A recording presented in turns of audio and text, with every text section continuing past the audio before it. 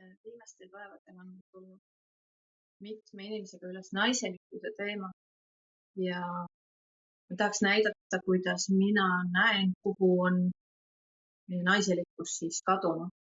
Et päris mitu klienti nagu ütlevad, et nad tahaks olla rohkem naiselikud, aga nad nagu ei oska ja nad ei saa aru, et mis neid tegema peaks või kuidas olla.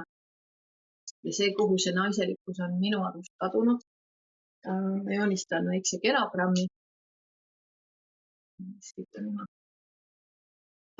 Siin on mingisugune paar, mees ja naine. Oletame, et nad elasid 70 aastat tagasi või 80 aastat tagasi. Neil on lapsed, 3 last. Kõige vanem on tütar, siis on 2 poega. Ja see tütar on praegu, ütleme, 50-ndates ja mõtleb, et kus ta naiselikkus on kadunud või nüüd on paremini näha. Et kus tema naiselikkus on kadunud, miks ta ei tunne ennast naiselikuna. Pereteraapias on selline termin nagu ülefunktsioneeriv inimene.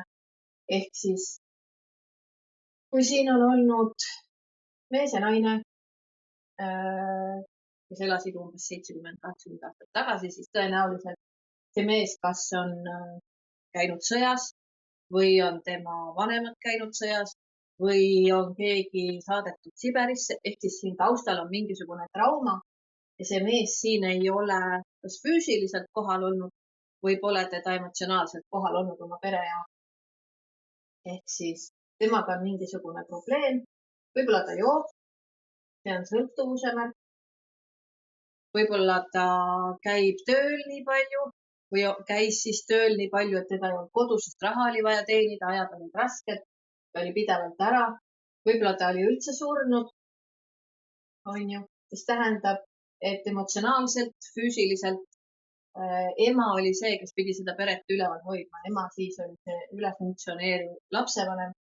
Ja kui tal on esimene laps, on tütar, esimesel lapsel on alati kõige suurem vastutus, mis tähendab, et väga tihti see esimene laps võtab selle partneri koha endale. Alateadlikult, suurest armastusest, vajadusest on ju oma pere aidata, ema aidata, sellepärast et nii raske on vaadata, kui ema on üksi ja peab kõigega ise toime tulema. Eriti tüdrukute puhul, mida oodatakse, on ju käitu ilusti, aita mind söögi ja joogi ja laste kasvatamisega, mis tõenäoliselt tähendab, et on olnud hoidja oma noorematele vendadele.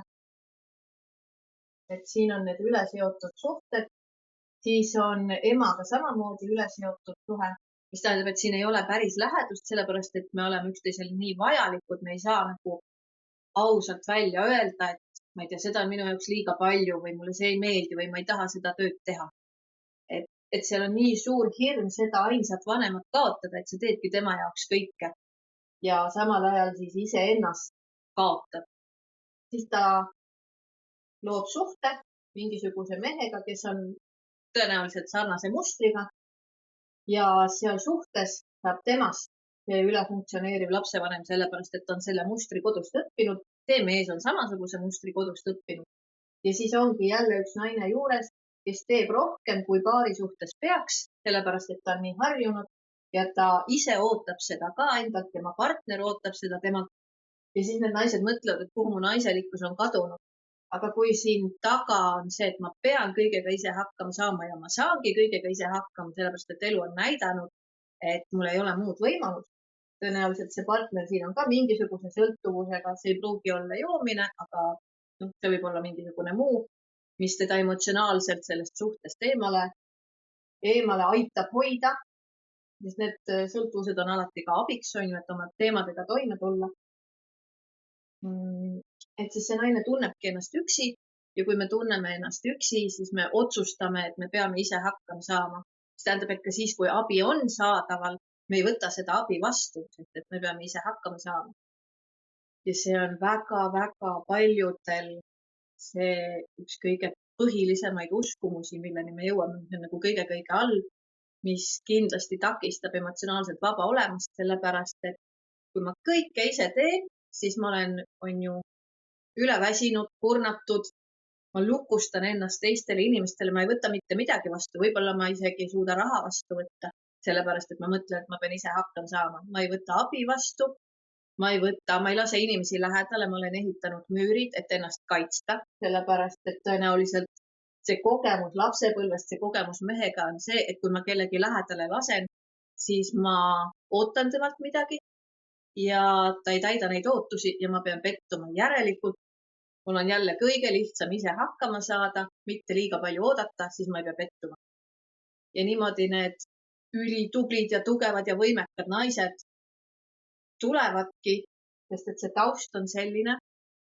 Ja mis ma leian, mis on kõige olulisem selleks, et jälle hakata ennast naiselikuna tundma ja oma naiselikkust nii-öelda avama, ongi see, et lubada endal vastu võtta, õppida ütlema ei mingisugustele asjadele, kus ma näen, et saab öelda ei, õppida teiste imperfektsusega toime tulema. Ehk siis, et kui kuskil nurgas on tolmurull, ma ei lähe seda ise üles korjama, vaid ma mõtlen, et ei, mina istun siin ja praegu naudin oma aega, mitte ma ei lähe koristama kellegi teise järelt, kes tegelikult saab selle tolmurulliga ka hakkama.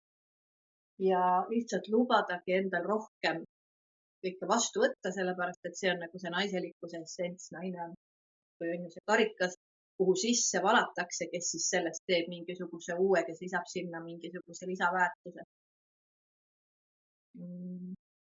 Jah, mis teie arvate?